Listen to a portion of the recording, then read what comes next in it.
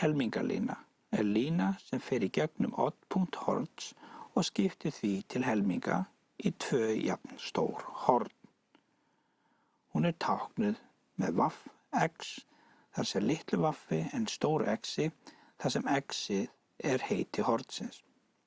Tökum sem dæmi.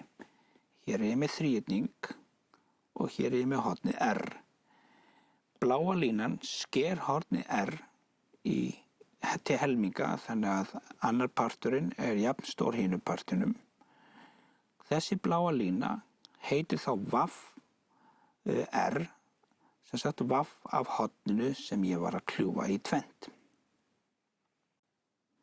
Miðlína liggur úr horni og sker mótlega hlið í miðpunkti hennar. Miðlína er táknuð með M-i.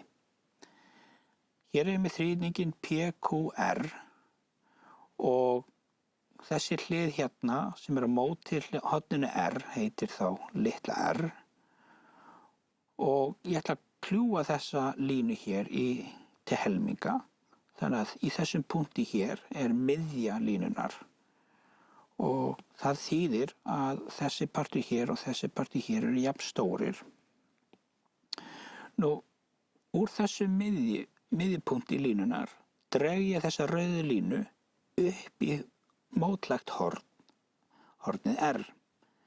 Þessi rauða lína heitir þá M af línunni sem við tókum miðjun af, M af R. Miðþverill. Orðið þverill merkir línu sem sker aðra línu þannig að þær liggja hornrétt hvor á hina. Miðþverill er þá lína sem gengur í gegnum miðpunkt hliðar í þríhyrningi og er hornréttur á hana. Miðþverill er táknaður með N-i.